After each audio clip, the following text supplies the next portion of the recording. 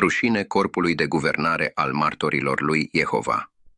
Acest videoclip nu este apostat, dimpotrivă, denunță clar apostazia.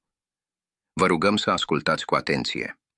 În timpul crizei COVID din 2020, membrii corpului de guvernare al martorilor lui Jehova au cauzat decese, au distrus vieți, au adus atingere sănătății corporale și au sfâșiat familii. Cum au făcut asta și de ce au acționat în acest fel? Să răspundem la aceste două întrebări. În primul rând, cum au făcut asta? Membrii corpului de guvernare au exercitat o influență puternică pentru a încuraja cât mai multe persoane posibil să primească un produs experimental împotriva COVID-19. Această încurajare este demonstrată printr-o analiză psihologică precisă a discursurilor difuzate în actualizările 7, 8, 9 și 10 din 2020 și 1 pe site-ul jw.org produs de martorii lui Jehova. În plus, frații și surorile care au cerut pur și simplu prudență în legătură cu această vaccinare experimentală au fost discriminați, sancționați sau chiar excluși. Dorim de asemenea să vă atragem atenția asupra faptului că, în această perioadă, 9 principii biblice clar identificate au fost încălcate de către corpul de guvernare al martorilor lui Jehova, iar până în ziua de azi, instrucțiunile lor care îndeamnă întreaga omenire să se supună autorităților sanitare rămân în vigoare, începând cu 1 noiembrie 2025. În unele țări, asta înseamnă continuarea vaccinărilor, în special pentru bebeluși și femei însărcinate, în ciuda a tot ceea ce știm de ani de zile despre pericolele acestor produse. De aceea, a fost depusă o cerere de investigație privind presupusa complicitate la crime împotriva umanității la Curtea Penală Internațională, împotriva tuturor membrilor corpului de guvernare al martorilor lui Jehova.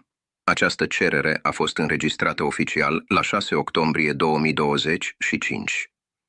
Din păcate, în ciuda sutelor sau chiar miilor de scrisori de nemulțumire primite de la frați și surori în legătură cu gestionarea crizei COVID și suferințele provocate de aceasta, membrii corpului de guvernare nu au încetat niciodată să ne zâmbească, ca și cum nimic nu s-ar fi întâmplat. Acest comportament disprețuitor, nedemn de creștini, nu poate fi, cred eu, acceptat de către dragul nostru Tată Ceresc, Jehova. Acum să răspundem la a doua întrebare. De ce au acționat membrii corpului de guvernare în acest fel?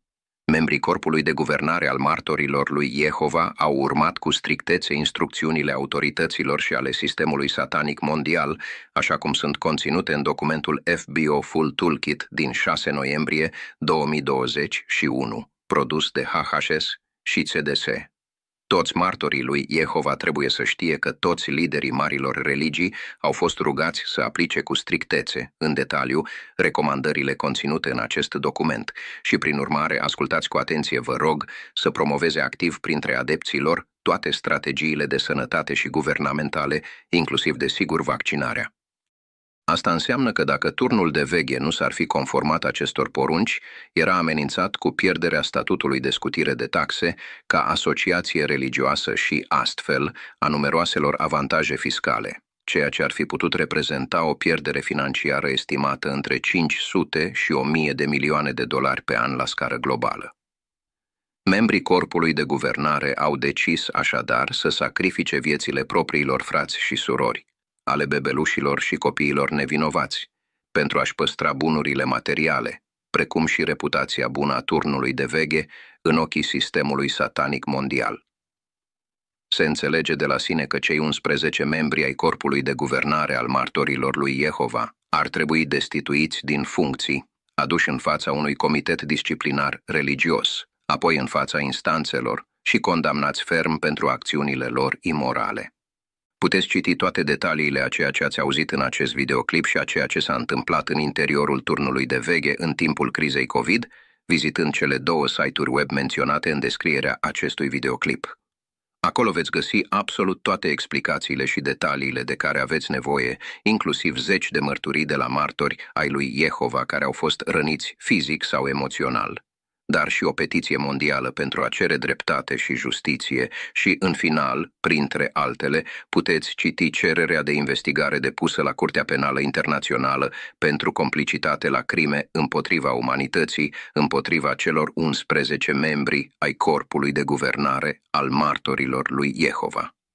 Nu ezitați să vizitați aceste 2 site-uri web menționate în descriere. Sunt foarte instructive. Și nu ezitați să repostați sau să partajați acest videoclip dacă doriți, acesta fiind liber de orice constrângere legală, tradus și distribuit în 25 de limbi. Mulțumim pentru atenție și vă spunem pe curând!